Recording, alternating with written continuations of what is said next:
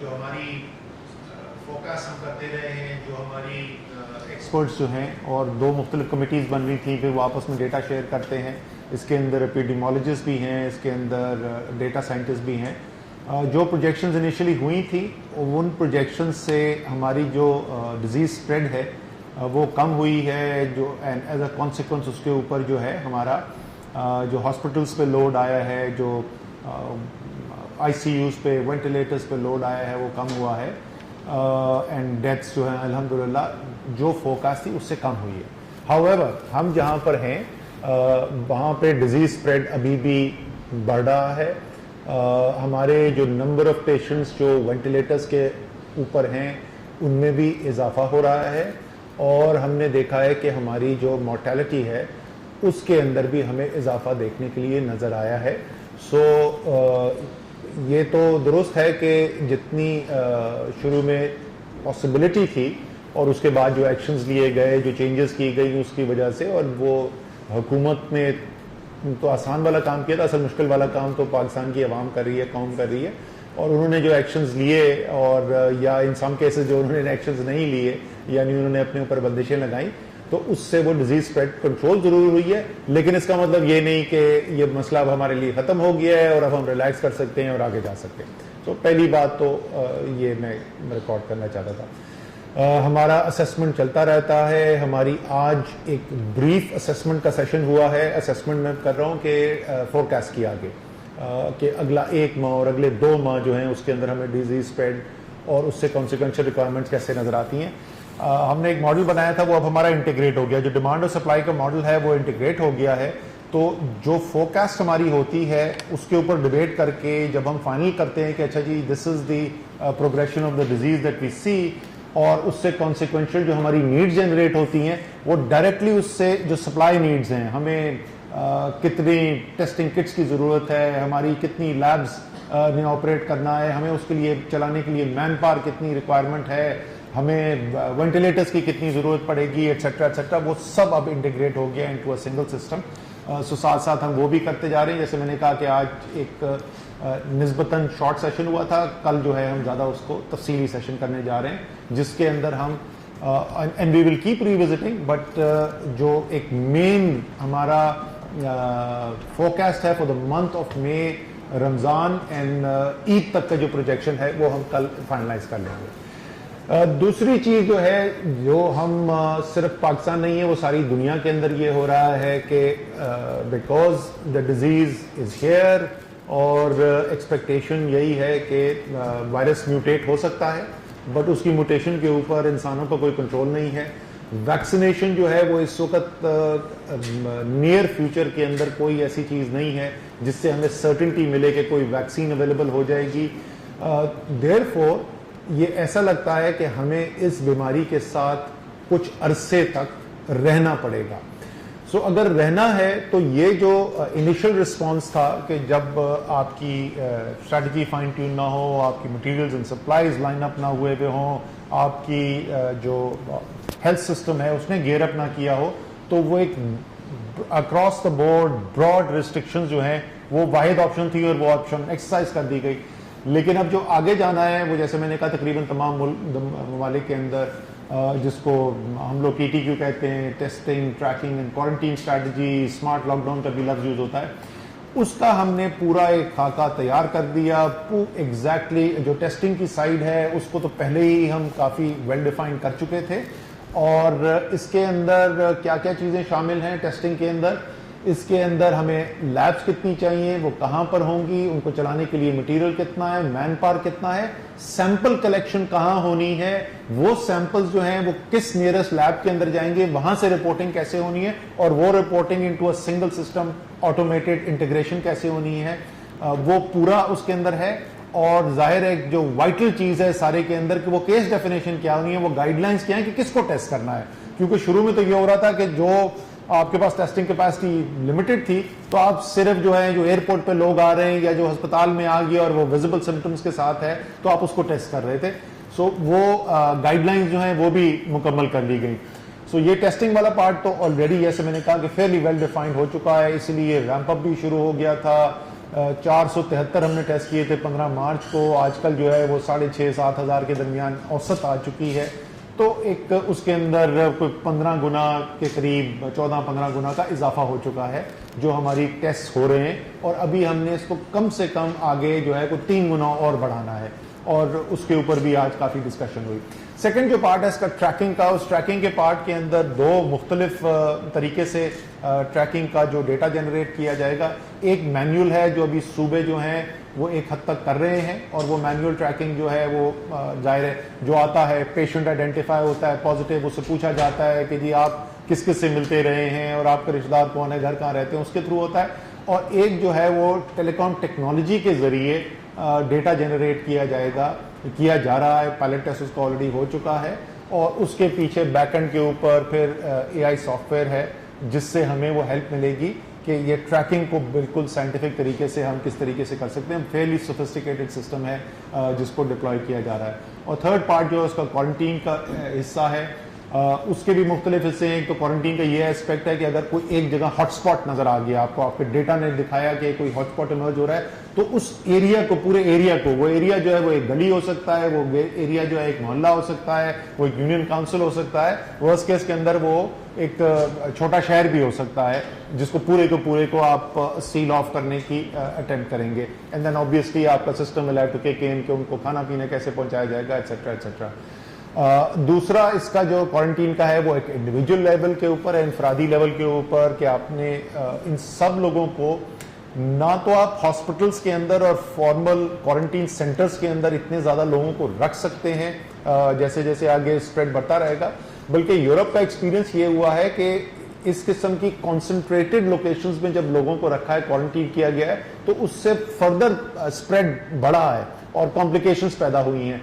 तो और ये सबसे मुश्किल पार्ट है हमने एक्सिक्यूट करना कि वो पाकिस्तान की लिविंग कंडीशंस के अंदर, सोशल कंडीशंस के अंदर, और इसीलिए जो कोशिश की जा रही है वो सिर्फ इसके लिए एडमिनिस्ट्रेटिव स्ट्रैंड नहीं यूज होगा, उसके लिए हम जो कम्युनिटी ऑर्गेनाइजेशंस हैं, जो सोशल मोबिलाइजर्स हैं, उनको भी हम इंगेज करना चाहते हैं, क्योंकि इन दी एंड जैसे हम बार बार कहते हैं कि ये सब कुछ जो है वो संतरी खड़ा करने से और डंडे से नहीं होगा।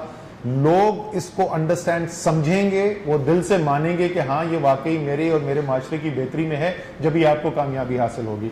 तो ये सिस्टम जो है इसकी कल फॉर्मल अप्रूवल हम नेशनल कमांड सेंटर में चीफ मिनिस्टर्स को प्रेजेंट कर चुके हैं, हेल्थ मिनिस्टर्स को प्रेजेंट कर चुके हैं, उनकी इनपुट ली जा चुकी है, चीफ सेक्रेटरीज को दी जा चुकी है। कल इंशाल्लाह ताला जुमे के बाद एनसीसी के सेशन में ये फॉर्मल अप्रूवल हो जाएगा। पूरा एक मरबूत सिस्टम, एपेक्स बॉडी है सेंटर में, वहां से लेके वो नीचे तहसील लेवल तक, and in fact all the way goes down to the union council level, वो पूरा उसका एक फॉर्मल स्ट्रक्चर है। उसके अंदर सारे फेडरल, मिलिट्री एंड सिविल इदारे और प्रोविंशियल ऑर्गेनाइजेशंस, उनकी हेल्थ साइड, उनकी एडमिनिस्ट्रेशन साइड, इन तीनों एंटिटीज की जो टेक्नोलॉजी आर्म्स हैं, आईटी आर्म्स हैं, वो सब इसके अंदर एंगेज हैं। तो बड़े एक कॉम्प्रिहेंसिव इंटीग्रेटेड नेशनल रिस्पांस उसका डेवलप किया गया है, और उसका रोल आउट जो है कल एनसीसी के अप्रूवल के बाद इंशाल्लाह ताला विद इन अ डे और टू उसका नेशनल रोल आउट शुरू हो जाएगा। फिर 2-3 और सिर्फ मैं आपको बातें बताऊंगा, देन फॉर द क्वेश्चंस। एहसास प्रोग्राम, ये कल तक जो सूरत हाल आ गई थी उसमें 54,37,000 खानदानों को 65 अरब रुपया डिस्ट्रीब्यूट हो चुका था। ये मॉन्यूमेंटल टास्क है, absolutely mind boggling the scale of this. 54 lakh खानदानों तक रीच करना। इसके अंदर सबसे ज्यादा जो है वो 21 लाख तकरीबन 90,000 खानदान पंजाब के हैं, 18,40,000 खानदान जो हैं वो सिंध के हैं, 10,85,000 खानदान जो हैं वो खैबर पख्तूनख्वा के हैं। इसी तरीके से बलूचिस्तान के तकरीबन 1,90,000 खानदान हैं, आज़ाद जम्मू एंड कश्मीर के 85,700, गिलगित बल्तिस्तान के 31,800, इस्लामाबाद के 14,300। सो एक तो ये मैं डेटा आपसे शेयर करना चाहता था, और उसके अलावा आपको ये बताना चाहता था कि हमारी जो ये सारा जो सिस्टम है इस हेल्थ केयर रिस्पॉन्स के लिए क्रिटिकल था कि कैपेबिलिटी बिल्ड करने के लिए इक्विपमेंट और सप्लाईज जो हैं वो इमरजेंसी बेसिस के ऊपर की जाएं, और एनडीएमए को उसकी जिम्मेदारी दी गई थी।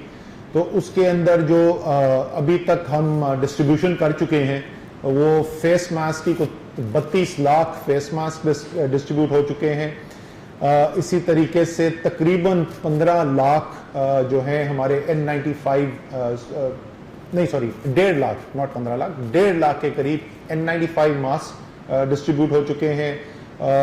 इसके अंदर कोई तकरीबन 40 लाख के करीब मैं एक जीरो हर दफा गलत कर देता हूं, मैं ट्रांसलेट करने की कोशिश करूं मिलियन से। 4 लाख के करीब जो है प्रोटेक्टिव सूट्स जो हैं वो जा चुके हैं, एटसेट्रा एटसेट्रा, बहुत सारी चीजें हैं। लैब्स जो हमारे पास सिर्फ 14 लैब्स काम कर रही थी, अब हमारे पास 52 ऑपरेशनल लैब्स हैं जो ये काम कर रही हैं। So there has been a very very dramatic ramp up of health care system की कैपेसिटी और जो इक्विपमेंट है और जो सप्लाईज हैं उसके लिए। सो ये इनिशियल कुछ चीज़ें मैं आपसे शेयर करना चाहता था। ना I am open two questions, जो भी आपके सवाल हों।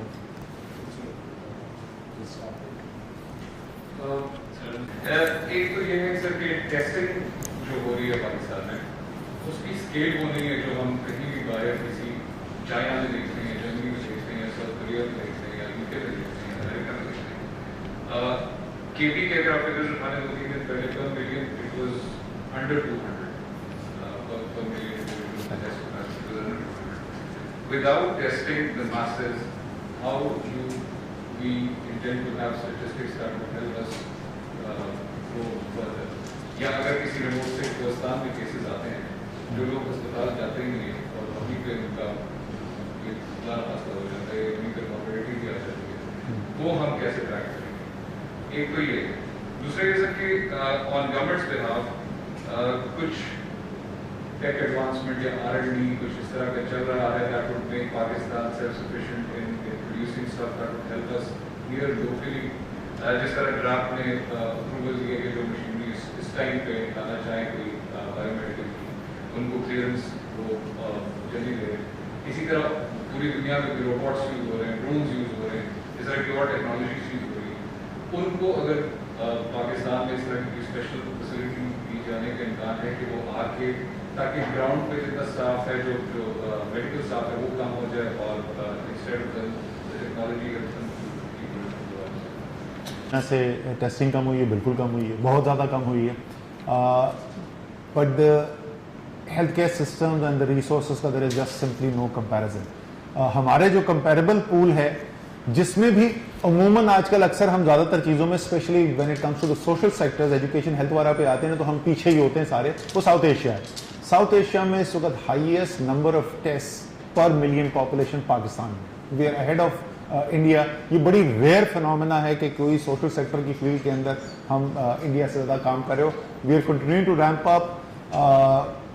जहाँ तक आपने कहा कि ये हमें कैसे पता चलेगा कि कोहिस्तान में अगर कोई अस्पताल में पहुँचने से पहले अगर किसी की डेथ हो गई, तो इसके अंदर इन दी एंड पाकिस्तान के अंदर वो डेथ सर्टिफिकेट आता है, वो आपको करना होता है। पहले भी फेयरली रिगरस कैप्चर हो रहा था, बट हमने एक्चुअली 2 दिन पहले एक और फैसला किया यहाँ पर NCOC के अंदर डिस्कशन के बाद, क्योंकि अखबार में कुछ रिपोर्ट्स आई थी, कराची से रिपोर्ट आई थी, फैसल एदी को किसी ने कोट किया हुआ था कि पता नहीं 300 या 400 लाशें आ गई हैं और वो कोविड थी। एंड उनसे पूछा गया कि वो कैसे आपको पता चला कोविड, तो उन्होंने कहा मेरा ख्याल है। तो उसके बाद मैंने जफ़र मिर्ज़ा साहब से कहा था कि अज़रफ पेचियो हेल्थ मिनिस्टर सिंध से कांटेक्ट करें। वो समझ लिया उनसे, उन्होंने कहा कि उसमें से पोटेंशियली 15 केस ऐसे थे जो हो सकता है कोविड के हों, बाकी तो डेफिनेटली नहीं थे। बट हमने उसके बाद उनसे कंसल्टेशन के बाद पूरे पाकिस्तान के लिए और भी रिजेक्ट कर दिया है। So now even if a dead body comes in, even then there is a test which is being carried out. So there is very very little chance कि कोई डेथ ऐसी हो जो अनडिटेक्टेड हो। क्या हमारे पाकिस्तान के अंदर अनडिटेक्टेड पॉजिटिव केसेस होंगे? एब्सोल्युटली यस, और बहुत होंगे, इसमें कोई शक नहीं है। बिकॉज अब तो ग्लोबल डेटा भी आ गया है, एटलीस्ट 25 से 30% जो है वो एसिम्प्टोमेटिक होते हैं, तो उसमें तो कोई शक नहीं। लेकिन डेथ्स का data in our opinion, because that's absolutely vital to our decision making, हमारी सारी डिसीजन मेकिंग, बार बार मैं इनको रिमाइंड कराता हूँ, उसकी बुनियाद ही accuracy of the death data है। So we are very conscious about that. आपने पूछा कि लोकल प्रोडक्शन तो बिल्कुल जी, दो जो सबसे क्रिटिकल चीज़ें हैं, ज़्यादातर चीज़ें मास, ये हमारा तो पाकिस्तान टेक्सटाइल मुल्क है, तो वो तो हमारे लिए बड़ा सैनिटाइज़र हम एक्सपोर्ट कर सकते हैं, हम मास एक्सपोर्ट कर सकते हैं, हम क्लोरोक्विन एक्सपोर्ट कर सकते हैं, एक्सेट्रा एक्सेट्रा। जो दो चीज़ें जिसमें सबसे ज़्यादा प्रॉब्लम आ रहा है, और सिर्फ हमें नहीं, दुनिया में प्रॉब्लम आ रहा है, N95 मास्क और ventilators. Again in the immediate very short run तो हम नहीं लोकल वो मैन्युफैक्चरिंग से नहीं पुल कर सकते, so we are continuing to try and acquire these things as much as we can, but at the same time बड़ा ही एक फास्ट ट्रैक एक्सेलरेटेड 2 दफा हम ड्रैप को यहाँ पे बुला चुके हैं, उनका जो अप्रूवल प्रोसेस है उसका रिगर नहीं हम कम करना चाहते। ये नहीं हम करना चाहते कि वो जस्ट बनाने के लिए हम कोई चीज बन जाए और बाद में पता चले कि ये तो actually was defective. So without compromising on quality जो रेड टेप कट करना है वो हमने करवा दिया है और दोनों के अंदर प्रोग्रेस हो रही है। 3 वेंट डिजाइन अप्रूव हो चुके हैं, अब उसकी मैन्युफैक्चरिंग और उस स्टेज के ऊपर उसका काम किया जा रहा है। एंड सिमिलरली N95 के ऊपर they have not been able to get up the 95% level, they have not been able to hit it, but उनका हमने टेस्ट किया है, they're starting to get close to it, work is going on and we are hoping कि इन दोनों के अंदर भी हमारे पास ये कैपेबिलिटी आ जाएगी। अच्छा, मेरे से ये क्वेश्चन है, आज नाम से बात कर रहे थे कि जो हमारे बिजनेसेस हैं उनको हेल्प करने की, जो आपके छोटे बिजनेसेस हैं, तो और उन्होंने साथ ये भी मेंशन किया था कि वो रजिस्टर्ड नहीं है बहुत है, तो उनको किस तरह आप ट्रेस करने का इरादा रखते हैं कि अगर उनकी रजिस्ट्रेशन नहीं हुई तो उनकी हेल्प कैसे? ये बहुत बड़ा मसला है और हमारी जिस तरीके से वो कह रहे थे ना कि इस क्राइसिस को देखते हुए हमें ये भी कोशिश करनी चाहिए कि हम अपनी टेक्नोलॉजी अपग्रेड करें और लोकल मैन्युफैक्चरिंग कैपेसिटी अपग्रेड करें, हेल्थ सिस्टम अपग्रेड करें। इसी तरीके से एक बहुत बड़ा जो इसका दोबारा से रिमाइंडर है कि जो हमारी इतनी एक्सट्रीमली वीक डॉक्यूमेंटेशन है उससे एक क्राइसिस सिचुएशन के अंदर लोगों की मदद करने में कितनी प्रॉब्लम्स आती हैं, और ये प्रॉब्लम दोनों लेवल के ऊपर है। ये छोटे कारोबार के लेवल के ऊपर भी है और ये जो वल्नरेबल सेगमेंट्स ऑफ पॉपुलेशन है उनके लेवल के ऊपर भी है, क्योंकि जो सबसे गरीब तरीन है वो तो ओवर द इयर्स वो नेशनल रजिस्टर बन गया है और आपके पास उनका फिर भी डेटाबेस मौजूद है, लेकिन ये जो सफ़ेद पोश तबका, जो लोअर मिडिल क्लास या just above the poverty line वाला तबका है, उसकी डॉक्यूमेंटेशन इंतहाई वीक है। इसी तरीके से जो लेबर फोर्स है उसमें से 76% लेबर फोर्स जो है वो अनडॉक्यूमेंटेड सेक्टर के अंदर काम कर रही है। सो ये as soon as this crisis is over, this is एक ये ऐसा एरिया जिसमें हमें बहुत काम करने की जरूरत है। अभी हम आज उसके ऊपर काम करें, मोरलेस उन्होंने फाइनल कर लिया है। जो सबसे इफेक्टिव टूल इस वक्त हमारे पास मौजूद है वो बिजली के मीटर हैं, जो कमर्शियल मीटर हैं या इंडस्ट्रियल मीटर्स हैं। सो उसके अंदर एग्जैक्ट नंबर मुझे इस वक्त याद नहीं आ रहा, बट हमाद इज कॉन्फिडेंट कि तकरीबन 95% जो छोटे बिजनेसेस हैं उन तक हम पहुंचने के लिए काबिल हो जाएंगे। सो इस वक्त जो इमीडिएट रास्ता इस्तेमाल करने की कोशिश की जा रही है वो इसका है, एक ये है। दूसरा जिसके ऊपर भी डिस्कशन हो रही थी वो ये है कि हमारे जिन लोगों ने अप्लाई किया था एहसास के इमरजेंसी रिलीफ प्रोग्राम के लिए, हमें एनेक्डोटल तो नजर आया है कि उनमें से बहुत सारे लोग जब हम जाके मिलते हैं पूछते हैं तो वो पता चलता है कि ये वो लोग थे जो मजदूरी कर रहे थे, जो मुलाजमत कर रहे थे और अब वो एकदम से उनकी अर्निंग्स खत्म हो गई है। और मैं यहाँ इस्लामाबाद में जब गया था तो उनसे बात करते हुए भी नजर आता था कि जरा पढ़े लिखे लोग हैं, सो वो पूरेस्ट ऑफ द पुअर नहीं थे। सो उसके अंदर वो कोई एडिशनल फिल्टर लगा के, एडिशनल क्वेश्चन लगा के उसमें से भी वो आइडेंटिफाई करने की कोशिश कर रहे हैं कि अगर छोटे, जो बिल्कुल छोटे कारोबार वाले थे जिन्होंने कैश रिलीफ के लिए आइडेंटिफाई अप्लाई किया हुआ है तो उसको, तो ये 2 मुख्तलिफ लेग्स हैं जिन पे काम हो रहा है, जिसमें बिजली वाला जो है ये रिलेटिवली नियर फिनैलिटी था और मेरी अंडरस्टैंडिंग ये है कि हम आज अगले 2-3 दिन के अंदर इसको फाइनल कर देंगे। काइंडली आप अगर नेक्स्ट क्वेश्चन करें। जी सामने से आप बात कर रहे हैं, सबसे ज़्यादा क्राइसिस में इस वक्त मौजूद है, क्योंकि डिजिटल मीडिया का जो एडवर्टाइजर होता है वो इंटरनेशनल एडवर्टाइजर खत्म हो गया इस वक्त, almost like generally can say. तो एक तो ये इसके ऊपर थोड़ा सा आप जो है वो देख लें कि डिजिटल मीडिया को किस तरह सर्वाइवल जो है वो यहाँ पे दे रहे हैं। हम टेक्नोलॉजी की बात करें, डिजिटल पाकिस्तान की बात करें, लेकिन डिजिटल पाकिस्तान और ये सब चीज़ें जो डिजिटल इदारे हैं ये तो तब सर्वाइव करेंगे ना जब इंटरनेशनल जो हमारे पास लॉकडाउन खत्म होगा। इंटरनेशनल लॉकडाउन खत्म होगा, उसके 3-4 मंथ के बाद एडवर्टाइजर बाहर निकलेगा और फिर डिजिटल मीडिया के पास कुछ आएगा। इस वक्त डिजिटल मीडिया के पास के ऊपर बहुत बड़ा क्राइसिस आया हुआ है कि एम्प्लॉयर्स हैं उनके 100+, उनको सैलरीज का इस वक्त इशू आया हुआ है। तो इसको एक तो काइंडली इसके ऊपर बता दीजिएगा कि डिजिटल मीडिया की पॉलिसी है वो कहाँ तक उसके ऊपर जो है गवर्नमेंट या फेडरल सोच रही है या नहीं सोच रही, क्योंकि डिजिटल मीडिया में से जो एम्प्लॉयमेंट चल रही है वो इनडायरेक्टली गवर्नमेंट का उसमें जो बर्डन है वो कम किया हुआ है। हम दूसरे मीडिया की बात करें वहाँ पे साथी जो है वो बेरोजगार हो रहे हैं, अगर डिजिटल से होना शुरू हो जाएंगे तो ये इन दी एंड बर्डन सारा गवर्नमेंट के ऊपर आएगा और लोग गवर्नमेंट से फिर जॉब मांगना शुरू कर देंगे। एक तो ये डिजिटल मीडिया है। सेकेंडली ये है कि हम प्रोडक्ट्स देख रहे हैं चीज़ों की, बहुत सी ऐसी चीज़ की जो एंटी जर्म्स की भी है पाकिस्तान में। एकदम से जब ये कोरोना का आउटब्रेक आ रहा है उनकी प्राइसेस जो है वो इंक्रीज होती हैं। गवर्नमेंट की तरफ से उसके ऊपर दिया गया 70 रुपीज़ में प्रोडक्ट दिए, नाम नहीं रहता था, वो 115 रुपीज़ की हो गई। तो गवर्नमेंट ने उसके ऊपर भी कोई उनसे नहीं पूछा, क्योंकि एंटी जर्म चीज़ें जो हैं वो अभी इस सिचुएशन में बहुत इंपॉर्टेंट है। लोग जो है वो सैनिटाइजर बना रहे हैं या उसको सैनिटाइज करना चाह रहे हैं, वो गवर्नमेंट के ऊपर ही बर्डन बन रहे हैं हॉस्पिटल अपने आप को सेफ रखने के लिए। एक तो ये चीज़। Third, economy. हम पाकिस्तान की इकोनॉमी को कहाँ देख रहे हैं? जिस तरह हम देख रहे हैं अभी कल देख रहे थे कि हम पेट्रोल से भी फायदा उठाने जा रहे हैं और बीजिंग बिल्कुल हम उसका फायदा उठाने जा रहे हैं, लेकिन जिस तरह रोजगार खत्म होता जा रहा है, प्राइवेट सेक्टर जो है वो खत्म होता जा रहा है। बहुत सी ऐसी कंपनी हैं जो अपने एम्प्लॉयज को विदाउट नोटिस फायर करती जा रही हैं। अनएम्प्लॉयमेंट बढ़ता जा रहा है। ये अनएम्प्लॉयमेंट कोरोना के फौरन ठीक होने के बाद भी ठीक नहीं हो जाएगा कि कंपनी के पास पैसा आ जाएगा तो लोगों को वापस बुला लेंगे, हजारों लोगों को लोग निकालते जा रहे हैं। तो इकोनॉमी क्राइसिस आप कहाँ देख रहे हैं पाकिस्तान, इसमें जो है वो प्राइवेट सेक्टर की ये क्या करेगा? आप लोग तो डिबेट फॉलो करते, मुझसे ज़्यादा आप लोग फॉलो करते हो। हुआ ये कि जिस वक्त ये क्राइसिस अनफोल्ड होना शुरू हुआ ना, और वो आज तक भी एक काफ़ी हद तक ये रियलिटी है कि आपका जो प्रिंट मीडिया था, आपका जो इलेक्ट्रॉनिक मीडिया था, मैं सोशल मीडिया का मुझे इतना नहीं पता कि वहाँ पर क्या ट्रेंड था। In fact I be very curious to know कि उधर क्या हो रहा था। वो ये सारा इशू जो है वो यूनिडायमेंशनल प्रेजेंट किया गया, यानी बीमारी है, खतरनाक है, उसका फैलाव रोकना है, एट एनी कॉस्ट रोकना है, राइट? सो जिसने कहा कि कल बंद कर दो, सब बंद कर दो, वो हीरो।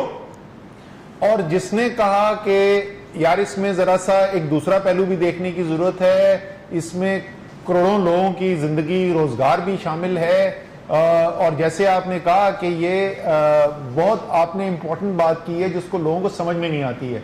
ये जो छोटे बिजनेसेस है ना, ये सिर्फ डिजिटल मीडिया की नहीं। क्या जीशान आपका नाम है?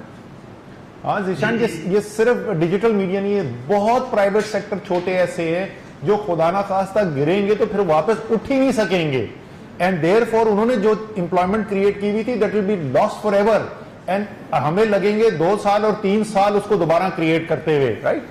सो इसमें तो फ्रैंकली आप लोगों का भी बहुत, it's got nothing do with इस पॉलिटिकल पार्टी के व्यू को सपोर्ट करना या उस पॉलिटिकल पार्टी के व्यू को सपोर्ट करना। बट मेरे ख्याल में जो पार्टिसिपेंट्स हैं, जो ओपिनियन मेकर्स हैं, जो डिस्ट्रीब्यूशन ऑफ कंटेंट को कंट्रोल करते हैं या जिनके थ्रू डिस्ट्रीब्यूशन होती है कंटेंट की, ये पाकिस्तान के लिए बहुत जरूरी है कि इस डिबेट को बैलेंस तरीके से फ्रेम किया जाए और इसके दोनों पहलू सामने रखे जाएं। मैंने ये भी सुनने को मिला मुझे कि जी भूख से कोई नहीं मरेगा पाकिस्तान में, इंशाल्लाह ताला नहीं मरेगा। पाकिस्तान अपनी गंदम भी बनाता है, हमारा चावल भी अपना होता है, पाकिस्तानी मुखैर भी हैं, पाकिस्तानी दर्द रखने वाले लोग भी हैं।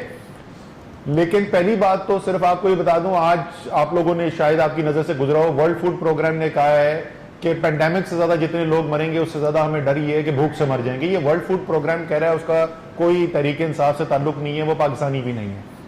दूसरे, अगर वो ना भी मरें भूख से, तो जो ये इकोनॉमिक डैमेज जो कॉज हो रहा है, ये मैंने उस दिन पहले भी एक दफा बात की थी कि एक गरीब आदमी जो है उसने अगर सेविंग्स की थी कि मैं कल जो हूं अपना कोई ठेला खरीद के कारोबार करूंगा, तो वो सेविंग, भूखा तो नहीं मरेगा लेकिन वो सेविंग कंज्यूम करके उसके पास अर्निंग कैपेसिटी खत्म हो जाएगी। सो इसीलिए हम कोशिश ये कर रहे हैं, बावजूद इसके कि बेतहाशा हमें तनकीद का सामना करना पड़ा है, हम बार बार कहते हैं तवाज़ुन रखें पॉलिसी में। बिकॉज ज़ीशान आपको भी पता है कि पाकिस्तान की हुकूमत पहले ही फिस्कल हालात क्या थे। अब सूरत हाल ये बन रही है कि जो कारोबार कम हुआ उसका असल जाहिर है धचका तो लगा लोगों को, बराह रास्त मिडिल क्लास है, छोटा एम्प्लॉयर है, एंटरप्रेन्योर है, गरीब आदमी है, मजदूर है, मुलाजिम है, उसको लगा।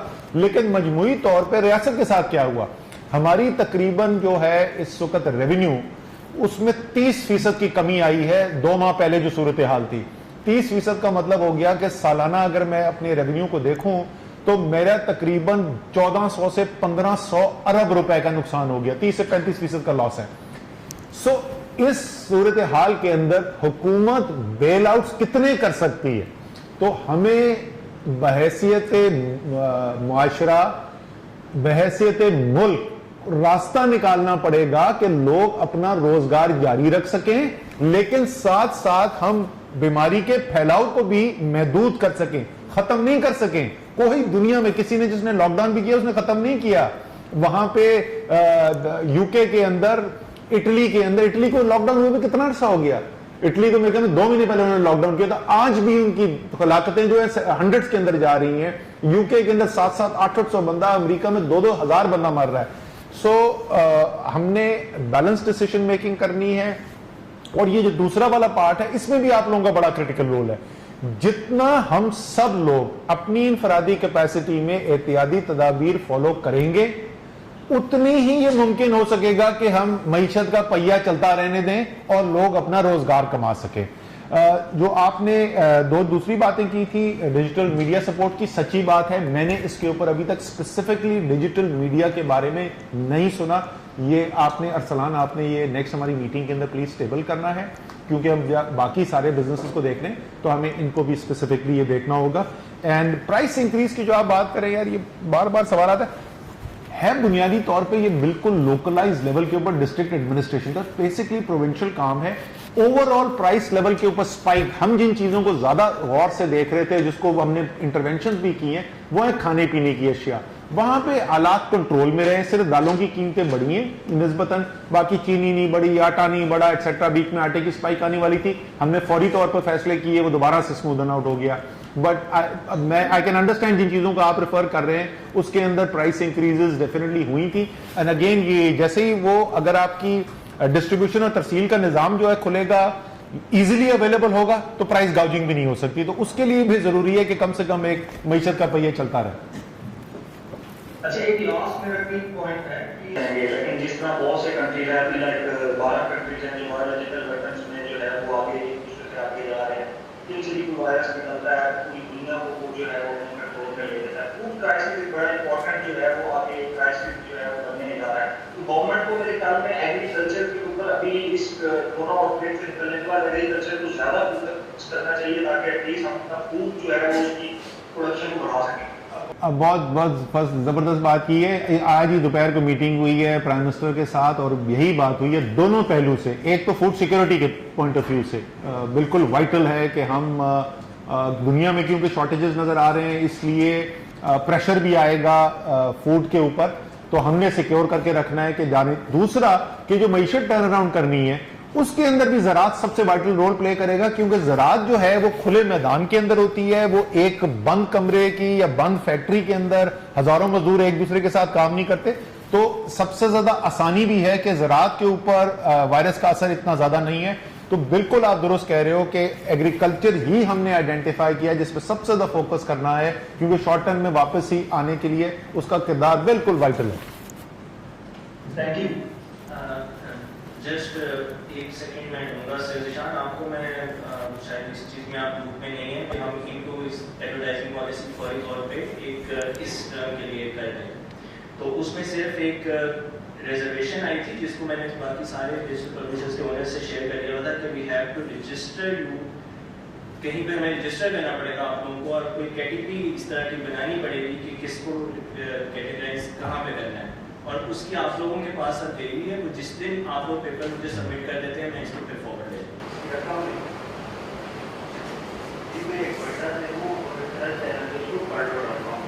सर मेरा क्वेश्चन आपसे ये है, जो आपने बताया सर डेली वेजेस जो हैं हमारे जो लेबर फोर्स है वो डॉक्यूमेंट्री नहीं है, तो सर एहसास प्रोग्राम के थ्रू आप उनको किस तरीके से कराएंगे, वो क्या करेंगे, उनको कैसे मिलेगा राशन, वो पैसे उनको कैसे मिलेंगे, क्या मैकेनिज्म है? वो जिस तरह बाकी सारे पाकिस्तानी जो हैं जो हैं उनको इजाज़त थी कि एहसास प्रोग्राम के लिए वो 8171 में जाके अपनी रिक्वेस्ट डाल सके, तो वो लोग जिनकी नौकरी चली गई थी, जो उस इनफॉर्मल लेबर फोर्स का हिस्सा हैं, जो डॉक्यूमेंटेड नहीं है, तो वो भी फ्री थे। और जैसे मैंने आपको बताया कि हमें कई ऐसे लोग मिले भी हैं ज़ाती तौर पे बात करते हुए कि जी आप क्या करते हैं, तो उन्होंने कहा जी मैं फलाना काम करता था लेकिन अब वो बंद हो गया, या मेरी छोटी दुकान थी जहाँ पे मैं नौकरी करता था, वो दुकान इस वक्त नहीं खुल रही, तो मुझे नहीं जाने की इजाज़त। सो बहुत बड़ी तादाद इनमें से है, वो कवर हो जाएगी।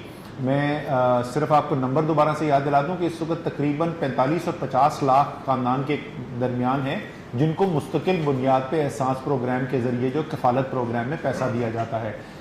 जबकि ये जो अभी प्रोग्राम हम कर रहे हैं इसमें टारगेट जो है वो 1 करोड़ 20 लाख खानदानों का है, तो 75 लाख खानदान वो होंगे जो गरीब तरीन पाकिस्तानियों की फहरिस्त में नहीं है, तो इसमें एक बड़ी तादाद उनकी होगी जो उस 76% का हिस्सा है। हालात काफ़ी ख़राब है कोयटा सिटी के अंदर भी।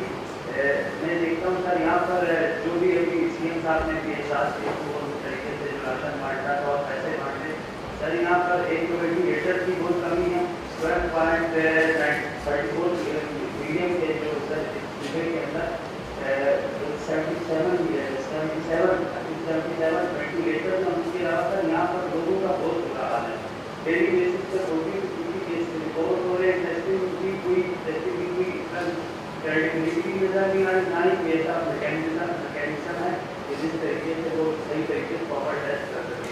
और जो मैं ये इकॉनमी वाली बात पे ऐड करना चाहूँगा सर, वो ये बात है कि इर्द गिर्द हमारे जितने लोग हैं, ऑफिस भी बन रहे, सर्टिफिकेट बन रहे, स्मॉल बिजनेस यहाँ पर प्राइवेट सेक्टर वैसे ही बहुत हो रहा है। आप बताओ तो सर यहाँ पर लोगों की स्पेशल ऐसा है मैकेनिज्म आपके पास?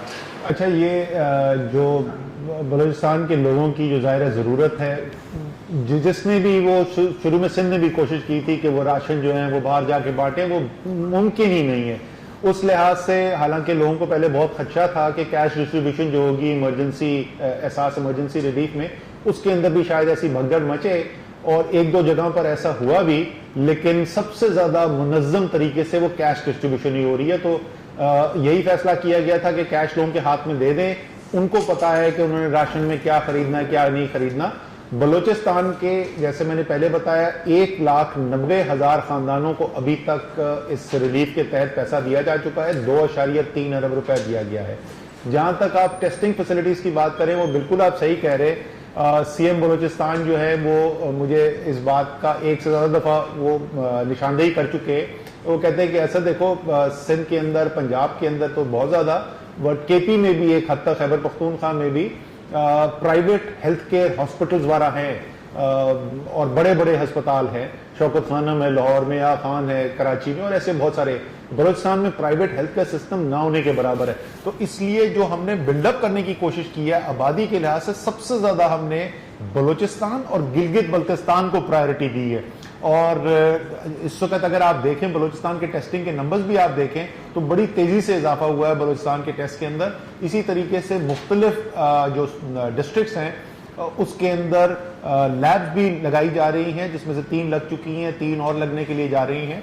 और एक जो बड़ा अच्छा काम रेलवेज मिनिस्टर साहब ने किया था, उन्होंने अपनी कन्वर्ट की थी क्वारंटीन की शेप के अंदर कुछ जो उनकी रेल की बोगियां थी, तो उनमें से कुछ जो है उनको तफ्तान बॉर्डर पहुंचा दिया गया है ताकि वो जो क्वारंटीन की वहां पे फैसिलिटी है उसको सप्लीमेंट किया जा सके। तो बलूचिस्तान को खुसूसी तवज्जो देने की कोशिश कर रहे हैं।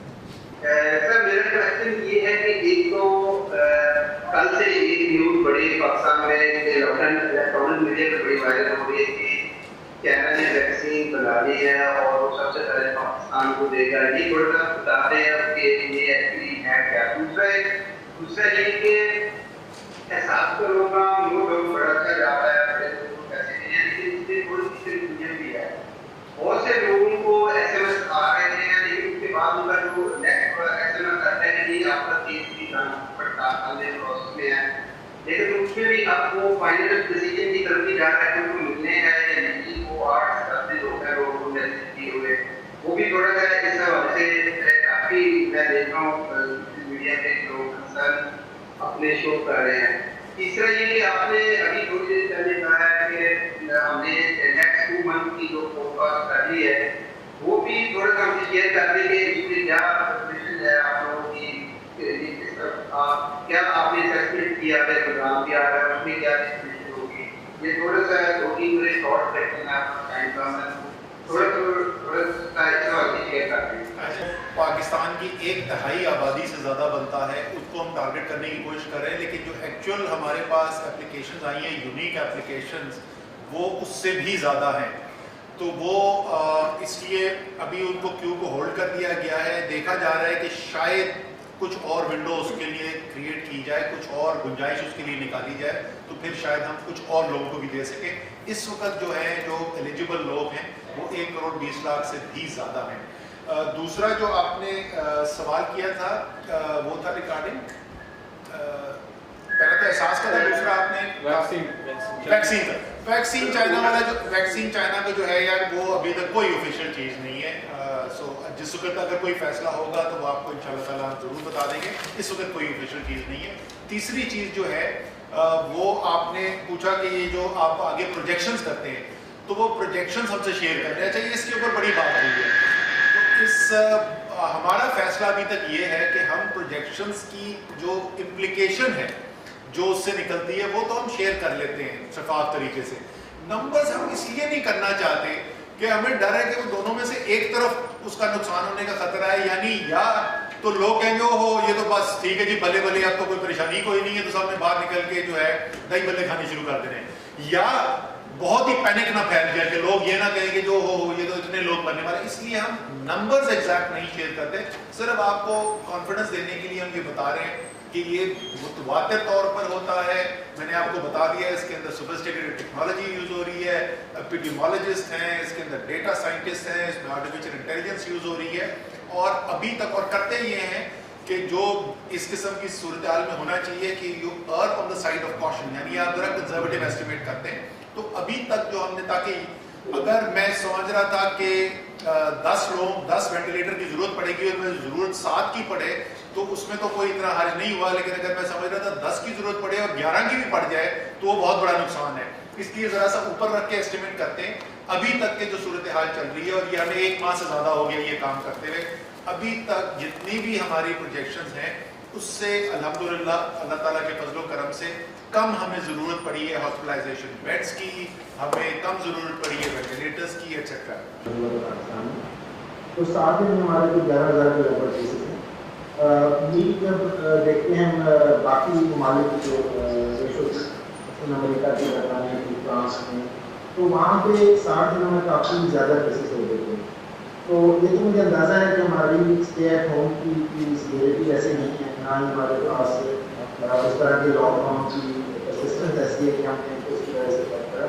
तो आपने इसको टैकलिंग की है कि क्या वजूहत हैं कि हमारे केसेस कम हुए। अगर हम डिटरमिन कर लें तो शायद उसको हम स्केल अप कर लें तो शायद हम फर्दर भी इससे फायदा होगा।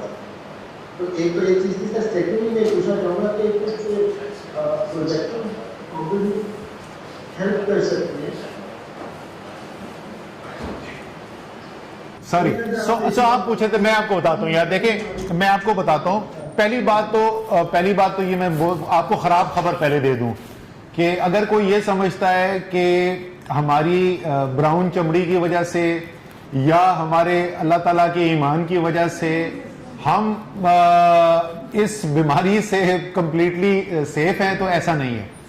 लेकिन कुछ चीजें जरूर हमें नजर आ रही हैं। एक तो चीजें जो नॉन कॉन्ट्रोवर्शियल है, जो सबको पता है कि बीमारी होना इसमें जो है वो तो कोई खतरनाक बात नहीं है जाते खुद। इस बीमारी की कुछ नौयत तो ऐसी है, जैसे मैंने कहा, और वो थोड़ी तादाद नहीं है, कोई 25 से 30% लोग हैं जिनको पता भी नहीं चलता कि उनको ये वायरस लगा था और वो खत्म हो जाता है, राइट।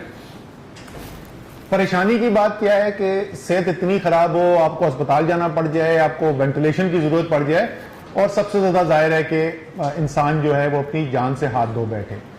तो इस बीमारी के अंदर ये भी कंफ्यूजन किसी ने फैला दी थी कि अगर नौजवान हो तो बीमारी नहीं लगती नौजवान को भी ऐसी ही है जितनी कोई बुजुर्ग को लगती है। लेकिन जो रिस्पॉन्स है, जो इम्पैक्ट है बीमारी का, वो जमीन आसमान का फर्क है नौजवान में और बुजुर्ग में। Up to a certain age तो मोर्टेलिटी चाहे वो इटली हो, वो चाइना हो या वो पाकिस्तान हो, वो ना होने के बराबर है, राइट। बिल्कुल जो नौजवान लोग हैं उनका सिस्टम ऐसा है, बॉडी आपके पास इम्यून सिस्टम स्ट्रांग होता है, रिएक्ट करता है, क्विकली रिकवर करते हैं। और जब आप जाते हैं कोई 70 साल की एज से ऊपर तो वो जो मोर्टेलिटी रेशियोज जो हैं वो डबल डिजिट्स के अंदर चले जाते हैं। सो बहुत बड़ी रेंज है। तो एक पाकिस्तान दुनिया की नौजवान तरीन पॉपुलेशन होने की वजह से एक तो हमें परसेंटेजेस के अंदर, ये एब्सोल्यूट्स के अंदर नहीं, परसेंटेजेस के अंदर हमें ये एडवांटेज हासिल है कि हमारी निस्बतन नौजवान पॉपुलेशन है। उसके अलावा जो है ना वो चीजें सब थियरी हैं, उसका कोई इस वक्त कंक्लूसिव प्रूफ नहीं है। क्या क्या थियरीज हैं? एक थियरी ये है कि जिन ममालिक के अंदर लोग हायर लेवल ऑफ डिजीज और इन्फेक्शन के साथ जिंदगी गुजारते हो तो उनका इम्यूनिटी लेवल हायर होता है। उसकी आसान तरीन मिसाल लोग देते हैं कि जी आपका अपना बच्चा जो है पाकिस्तान में पला बड़ा, वो जब अमेरिका जाता है पढ़ने के लिए, साल के बाद जब छुट्टी पे आता है तो उसका पहले 1 हफ्ते पेट खराब रहता है, बिकॉज हिज इम्यून सिस्टम की efficacy has gone down. Second ये है कि जी जिन्होंने बीसीजी के वैक्सीनेशन जिनको उनको हुई थी उनमें एक certain level of immunity develop हो जाता है। तीसरी ये है कि जिन ममालिक के अंदर मलेरिया है वहां पे रेजिस्टेंस लेवल हायर है। फिर ये है कि आपकी जहां पर हीट एंड ह्यूमिडिटी ज्यादा है वहां पर इसका स्प्रेड कम है। So these are all theories. The bottom line that we know right now is के साउथ एशिया के अंदर, अफ्रीका के अंदर इस डिजीज से मोर्टेलिटी जो अभी तक कॉज हुई है वो डिस्टिंक्टली कम है बनिस्बत डेवलप्ड कंट्रीज के। But to be absolutely sure कि इसकी क्या वजह है वो अभी तक एसरटेन नहीं हो सकी है।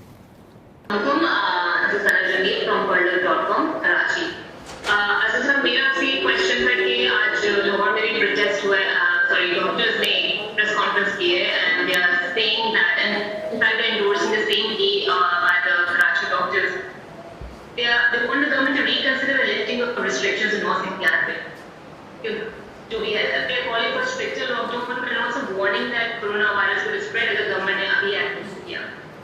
I just want to know कि why the government had to unban it and what's the logic behind it कि उन्होंने allow किया mosque में नमाज़ें पढ़ना and especially the Ramzan सता में how the government will implement the 20-point agenda on mosque and congregations agreed upon between government and the अच्छा, पहली चीज तो ये कि डॉक्टर्स जो हैं वो फ्रंट लाइन पे फेस कर रहे हैं इस डिजीज को, सो जाहिर है उनकी इनपुट जो है वो बहुत अहमियत रखती है and we have to take what they are saying very seriously. But you have to keep in mind कि जब आप नेशनल पॉलिसी मेकिंग कर रहे हैं तो वो एक इनपुट है, एक बहुत अहम इनपुट है, शायद सबसे अहम इनपुट है, लेकिन वो वाहिद इनपुट नहीं है। उसी के साथ आपको ये भी नजर आ रहा है कि कराची के अंदर कल ताजिरों ने भी प्रोटेस्ट किया और उनको उठा के कुछ को हवालात के अंदर बंद भी करना पड़ा। सो आपको जो नेशनल डिसीजन मेकिंग करनी है, जो मैंने बिल्कुल शुरू में बोला था कि आपको बैलेंस करना है कि जो मेरी जो नेगेटिव इम्पैक्ट्स आ रहे हैं मेरी सोसाइटी के अंदर हेल्थ पॉइंट ऑफ व्यू से, economic vulnerability point of view से, उन सबको बैलेंस करके मैंने डिसीजन मेकिंग करनी है। जो मसाजिद की बात है, देखें उसके ऊपर जो थॉट प्रोसेस गया, मैं उसका हिस्सा नहीं था डायरेक्टली, वो प्रेसिडेंट साहब ने लीड किया था उस प्रोसेस को, बट थॉट प्रोसेस ये था कि लोगों को क्योंकि आप कारोबार भी करने की इजाज़त दे रहे हैं और लोग जो हैं वो कारोबार ज़िंदगी भी चलाएंगे, लेकिन उसके लिए शर्त ये लगाई गई है कि बड़े स्ट्रिक्टली डिफाइंड एसओपीज हैं और उन एसओपीज को आप फॉलो करेंगे तो आपको ये इजाज़त होगी काम करने की। तो मस्जिद के लिए भी यही मंतक इस्तेमाल करके फैसला किया जाए कि वेल डिफाइंड एसओपीज हों। इसके ऊपर एक से ज़्यादा राय मौजूद हैं और ये मैं आपको बता दूं कि इसके ऊपर डिस्कशन आज भी जारी है, इसके ऊपर आज भी जारी है। लेट्स सी कि आगे कोई डिफरेंट डिसीजन होता है या नहीं, बट बिल्कुल सही आप कह रहे हैं कि इसके ऊपर डिफरेंस ऑफ ओपिनियन एग्जिस्ट करता है। जी आपने बात की एहसास प्रोग्राम की and doctor Sami Mishra is veteran development practitioner और the work they are doing is tremendous, but regardless of this जब पाकिस्तान में इससे पहले अर्थक्वेक के टाइम पे 2010 का रिस्पांस आया, there was a declared emergency there is a whole set of non-profits, international non-profits, agencies हैं जो rapidly poverty alleviation के projects launch कर सकती हैं, जो आपको COVID response में assist कर सकती हैं. What is the apprehension कि those clusters are not being are being active, and why are the INGOs not being asked to step in? Secondly, very quickly, what is your take on the politics of Corona that has been going on for the last 2 months or so? ये march again from both sides. How can we put an end to it? अच्छा, पहले वाले सवाल का तो जवाब ये है यार कि जिस वक्त अर्थक्वेक हुआ था तो उस वक्त पाकिस्तान में एक इमरजेंसी आई थी और the rest of the world mobilize and try to help us. इस वक्त दुनिया के हर कोने में इमरजेंसी आई हुई है. So I am not aware of any international NGOs who have stepped up and said कि हम आके यहाँ पे काम करना चाहते हैं और हमने उनको रोका हुआ है. At least I am not aware of this. Obviously एक फिजिकल लिमिटेशन भी है बिकॉज जाहिर है nobody wants to go out right now. अपने घर से बाहर निकलने की इंटरनेशनल फ्लाइट्स के ऊपर कंट्रोल हुआ हुआ है. सो फिजिकल मोबिलाइजेशन तो वैसे भी डिफिकल्ट है.